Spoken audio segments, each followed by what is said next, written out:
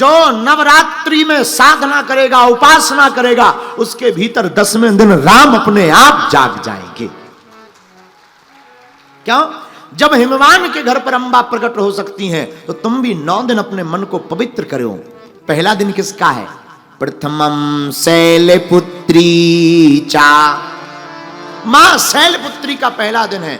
अब पहले दिन शैलपुत्री माता की जो साधना करता है, वो जो कामना करता है उसे प्राप्त होती है। दूसरे दिन किसकी पूजा? दूसरे दिन मां ब्रह्मचारिणी की पूजा। ब्रह्मचारिणी की पूजा करने वाले साधक को शांति मिलती है। तीसरे दिन किसकी पूजा होती है? आज तीसरा दिन था। आज के दिन मां चंद्र घंटा की पूजा होती है। जो भी चंद्र घंटा की पूजा करता है, मां के मस्तक पर चंद्रमा है। चंद्रमा मन का देवता है, मन की स्थिरता होती है। चौथे दिन किसकी पूजा होती है? चौथे दिन होती है कूष्मांडा माता की पूजा। कूष्मांडा माता की पूजा करने से क्या होता? जो भी साधक मां कूष्मांडा की पूजा करता है, भैया उसकी आयु बढ़ जाती है, आयु में वृद्धि होती है, दीर्घायु, बड़ा दीर्घायु होता। पंचम दिवस किसकी पूजा? पंचम दिवस होती मां स्कंद माता की पूजा। स्कंद माता की पूजा करने से क्या होता? स्कंद माता की पूजा करने से मोक्ष की प्राप्ति होती है। मोक्ष का मतलब मर नहीं जाएगा आदमी। एक आदमी से हमने कहा, कहो भैया मोक्ष पाने का उपाय करो। बोले महाराज अभी हमें विवाह भी करना, बहुत जिंदा रहना है। अरे हमने कहा ठटरी के बरे, मोक्ष का मतलब मरना नहीं है। सुखम चा दुखम चा भवा भवौ चा लाभा लाभौ जया जयौ। मोक्ष का मतलब है सुख में और दुख में जो सम रहे। सुख में जिसे प्रसन्नता ना हो, दुख में जिसको कष्ट ना हो। सुख आवे तो भगवान को धन्यवाद देकर के कहें प्रभु आपको समर्पित, और दुख आवे तो मन में सोचे ये हमारे पाप कम हो रहे हैं। ऐसी जिंदगी को ही मोक्ष कहा जाता है। तो पंचम दिवस जो भी स्कंद माता की पूजा करता वो मोक्ष पाता। छठवें दिन किसकी पूजा होती? छठवें दिन होती मां कात्यायनी की पूजा। किसकी पूजा? मां कात्यायनी की पूजा। कात्यायनी माता की पूजा करने वालों को 2 प्रकार से लाभ मिलता, धर्म अर्थ काम मोक्ष, ये चारों पुरुषार्थ मिलते। लेकिन कात्यायनी माता की पूजा करने वाले साधक को एक और लाभ मिलता, जिसका विवाह ना हो रहा हो। शादी में वैसे तो ठीक है, जिनकी शादी हो गई उनसे हाल चाल पूछ करके शादी की अर्जी लगानी चाहिए, लेकिन फिर भी मन में इच्छा है। शादी के लड्डू बड़े खतरनाक होते हैं। जिन्होंने खा ले वो भी पछता रहे, जिन्होंने नहीं खाए वो भी पछता रहे, रो दोनों रहे हैं। लेकिन फिर भी मन में श्रद्धा है, मंगल काज में बड़ी रुकावट है। तो जो भी छठवें दिन माता कात्यायनी की साधक पूजा करता है, उसके रुके हुए मंगल काज की माता कात्यायनी पूर्ति कर देती हैं। अच्छा, 7वां दिन किसका है? 7वें दिन मां कालरात्रि की पूजा होती है। कालरात्रि की पूजा करने से क्या होता? जो भी साधक मां कालरात्रि की पूजा करता, उसके घर पर कैसी भी बाधा हो, भूत प्रीत की बाधा हो, कुछ भी घर में नहीं टिक पाती है। ये कालरात्रि माता की पूजा करने का लाभ है। अच्छा, 8वें दिन किसकी पूजा होती है? अष्टम दिवस महागौरी की पूजा होती है। महागौरी की पूजा करने से क्या होते? 2 लाभ। एक तो धन का लाभ होता, दूसरा रूप का लाभ होता। आकर्षण जिसे प्राप्त करना हो वो महागौरी की पूजा करें। और 9वें दिवस किसकी पूजा होती? 9वें दिन माता सिद्धदात्री की पूजा होती है। सिद्धदात्री की पूजा करने वाले साधक को क्या मिलता? सिद्धदात्री की पूजा करने वाले साधक को रिद्धियां और सिद्धियां प्राप्त हो जाती हैं। इस प्रकार जो 9 दिन अलग अलग देवी की उपासना करता है, उसे अलग अलग फल प्राप्त होते हैं। और हम तो एक ही बात कहेंगे, मां से कुछ मत मांगो, मां से तो केवल मां को मांगो। अगर माता रानी तुम्हारी हो जाएंगी तो क्या तुम्हें कुछ मांगने की जरूरत पड़ेगी? बोलो, जवाब दो। बैंक अपने बाप का हो जाए, फिर एटीएम का क्या करना? भाई बैंक अपने बाप का हो जाए, एटीएम का क्या करना? बना रहे एटीएम, जब बैंक ही अपने बाप का है। बोलो सीताराम, जोर से बोलो। लेकिन हम लोग इतने खतरनाक लोग हैं, हम लोग पूजा तो करते और आरती गाते, नहीं चाहिए धन और दौलत, ना चांदी ना सोना, माँ हम तो मांगे तेरे मन में एक छोटा सा कोना। और बाद में जैसे ही निकलने लगते तो प्रणाम करते हुए कहते, हे माता रानी मकान और बन जावे। महाराज जी एक आरती है, सब लोग गाते हैं, बड़े भाव से गाते, भगवान के मंदिर में जाकर के गाते हैं। तन मन धन जो कुछ है स्वामी सब कुछ है तेरा, प्रभु जी सब कुछ है तेरा, तेरा तुझको अर्पण क्या लागे मेरा। ओम जय। लेकिन जैसे ही घर मंदिर से बाहर निकलते फिर कहते, गाड़ी कहाँ गई है मेरी, चप्पल हिरा गई है मेरी। बताओ, मंदिर में कह रहे थे स्वामी सब कुछ है क्या लागे। बताओ, मंदिर में कह रहे थे सब कुछ तेरा, फिर बाहर निकलते ही 1.5 मिनट में बदल जाते, गाड़ी कहाँ गई मेरी। है, हद हो गई। और पहले के जमाने में ये आरती जिन्होंने लिखी होगी बड़ी सोच समझ कर लिखी होगी। अब आज के जमाने में तो एक संत जी हमें आरती सुना रहे थे, लोग गाते हैं तन मन धन जो कुछ है स्वामी सब कुछ है तेरा। लेकिन आज के लोग तो क्या कहते, तन मन धन जो कुछ है प्रभु सब कुछ है मेरा, पड़ोसी का भी है मेरा, मेरा मुझको दे दो क्या लागे तेरा। ओम जय जगदीश। कुछ लोग ऐसे भी साधक, खैर ऐसे आप लोग नहीं हो। अभी हमको 1.5 घंटा रुकना भी है ना। ये तो हम वेस्ट इंडीज की बात बता रहे हैं, वेस्ट इंडीज के लोग ऐसे। लेकिन हम प्रार्थना करें माई बाप, ये तो विनोद की बात थी। बात ये है जो हम तुम्हें बताना चाह रहे हैं, माँ के मंदिर में जाकर माँ से कुछ मत मांगो, माँ से माँ को मांग लो। माता रानी के पास जाकर माँ को ही मांग लो। और हमने आज की कथा में एक नई बात सीखी, माँ प्रकट कब होगी? पार्वती माता जगदम्बा हिमवान के घर पर प्रकट कब हुई? जब हिमवान के घर में मैना है। जिसके घर में मैना नहीं है, जिसके मैं नहीं है, जिसकी जिंदगी में अहम नहीं है, उसके घर पर ही जगदम्बा प्रकट होती है। उसके हृदय में ही जगदम्बा प्रकट होती है।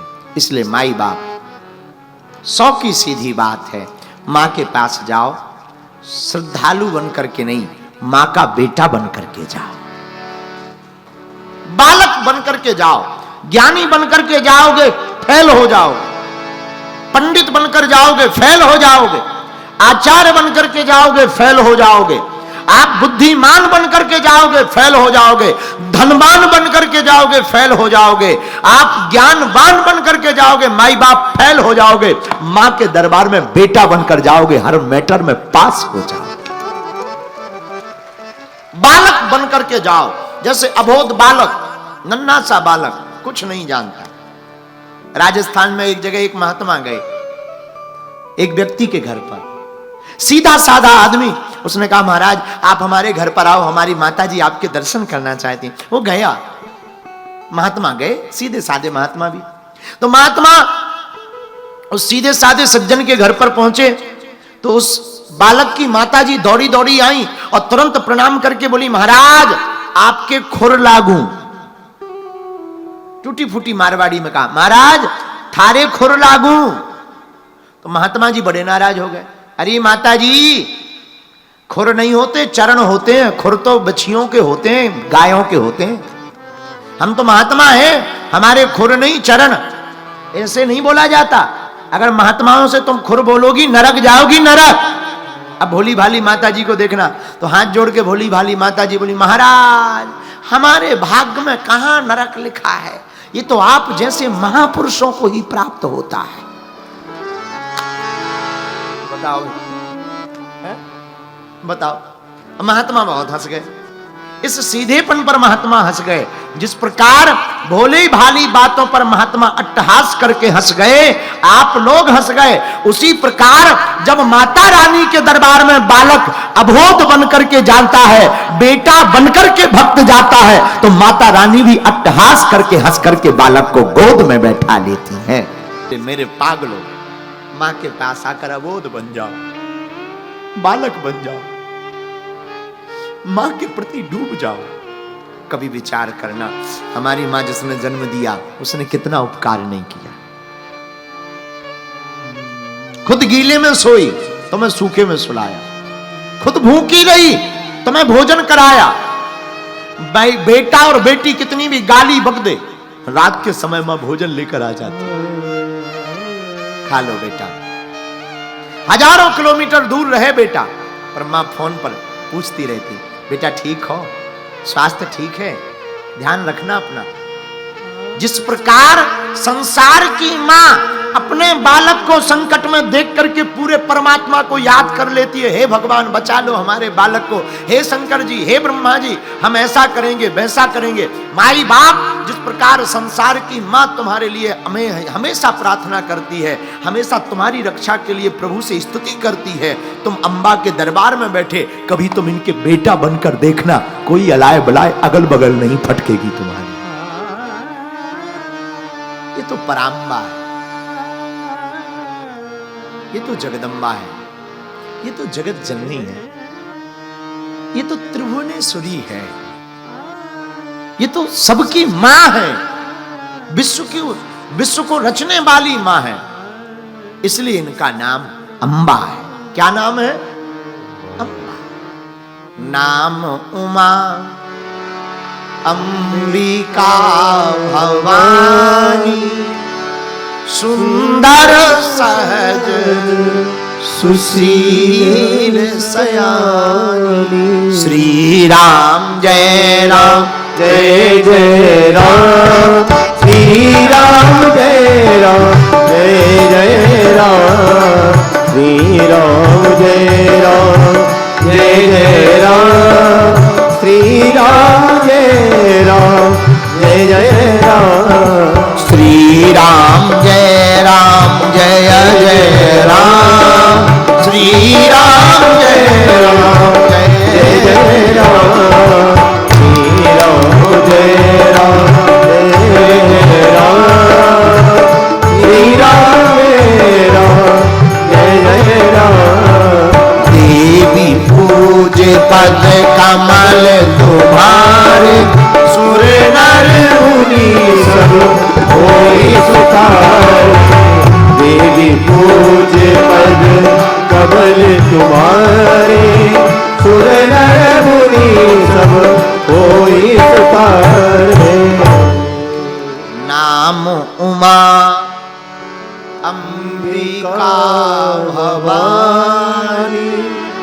नाम उमा अंबिका, ये भगवती के नाम जो इस तीर्थ में माँ का हृदय गिरा है, नाम अम्बा पड़ा है, ऐसे ही साधारणतया नहीं पड़ा है।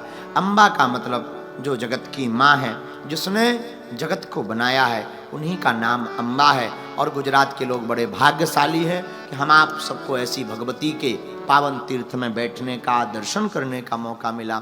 हम भी भाग्यशाली हैं कि हमें अम्बा माँ का दर्शन मिला।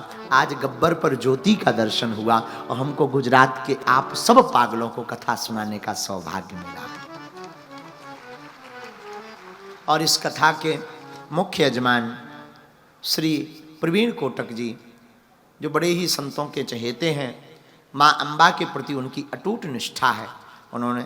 और आज हम जब गब्बर पर गए तो हमें पंडित जी बता रहे थे, महाराज जी यहाँ पर एक से एक महापुरुष आए, लेकिन वो सभी महापुरुष प्रवीण कोटक जी के ही प्रार्थना करने पर आए हैं। ये बड़ी अद्भुत बात है कि ऐसे संतों के लाडले श्री प्रवीण कोटक जी इस कथा के निमित्त यजमान बने। समय जरूर विचित्र था नवरात्रि का, लेकिन हमारे लिए बहुत सौभाग्यपूर्ण समय था कि हमारी नवरात्रि की शुरुआत गुजरात के माँ अम्बा जी के इस पावन तीर्थ से शुरू हुई।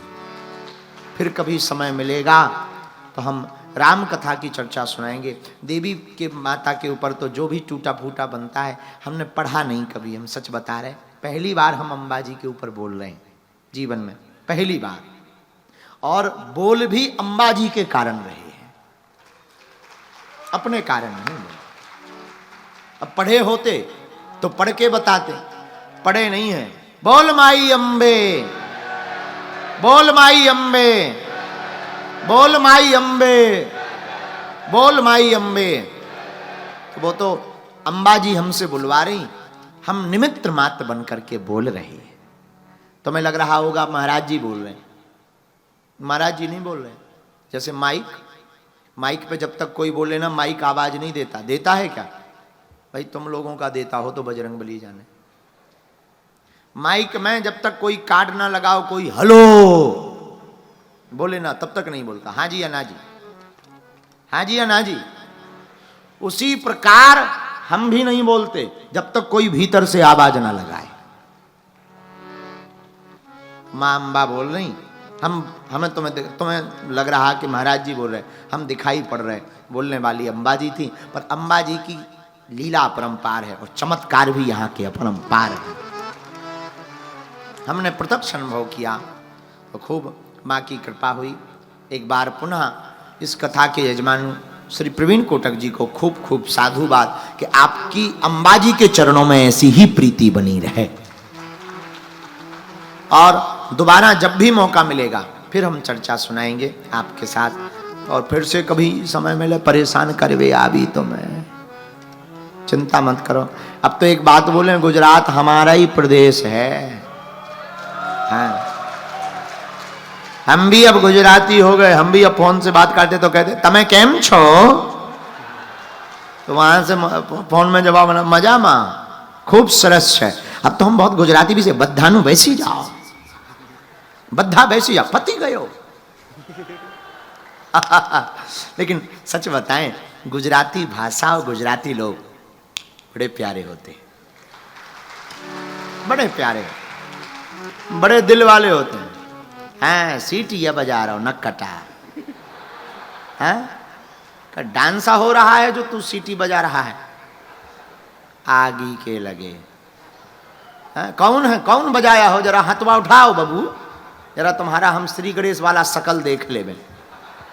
कौन बजाया हो? खड़ा हो जा, जरा देख लें कि ये कौन महापुरुष है। बोलो श्री राम, जय राम।